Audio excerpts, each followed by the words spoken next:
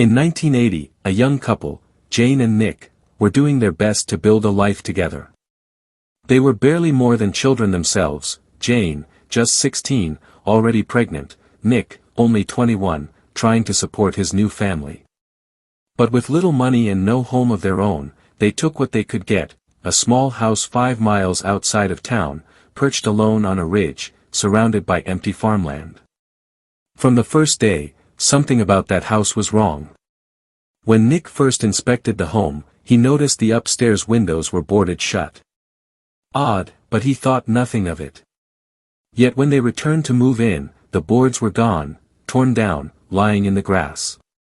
The landowner's words echoed in his mind, "Are you sure you want to live there?" His tone was less a question, more a warning. The family carried in their few belongings, a crib, a couple beanbags, a tiny television, and their cat. But the cat refused to enter. When they tried to carry it inside, it clawed and bit until they let it go. It bolted into the fields and never set paw inside that house again. Nights in the house were heavy. Oppressive. Every evening, as storms rolled across the farmland, Jane and Nick heard voices. A man and a woman, arguing. Shouting. Always distant, yet close enough to feel in the walls. Jane's little brother, just a boy, often stayed the night with them to escape their strict grandmother. But he would sit on the floor, frozen in terror, listening to whispers crawl through the dark, watching shadows slide across the walls when no one moved. The longer they lived there, the worse it became. Whispers became arguments. Shadows became pacing footsteps outside the bathroom door. The air was thick with dread, heavy enough to choke. Jane grew more afraid each night. Pregnant again and sick, she kept a bedpan beside her because she was too terrified to walk to the bathroom alone. The storm came. Lightning split the sky, thunder shook the ridge, and rain hammered the roof.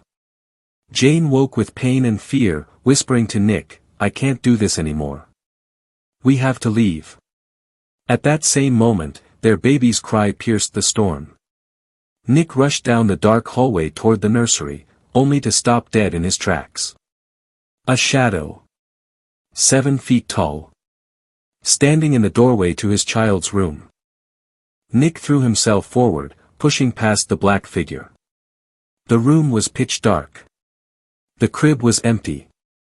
Yet the cries still filled the air. Frantic, he searched, until he found his baby, somehow wedged beneath the crib, still screaming. He scooped him into his arms and fled. But the lights wouldn't turn on. The storm raged. And when they reached the van outside, it refused to start. With no choice, the family ran barefoot into the storm. Rain drenched them, mud pulled at their legs, thunder roared above as they stumbled down the gravel road to a neighbor's home. When they returned the next day with help, everything was back to normal. The house had power. The van started without a problem. But they never set foot in that place again. Years passed. The family endured tragedy, loss, and love. The haunted house on the ridge became a ghost story whispered at the dinner table, but Nick never forgot the towering shadow in that doorway. And neither did the child who once cried beneath the crib.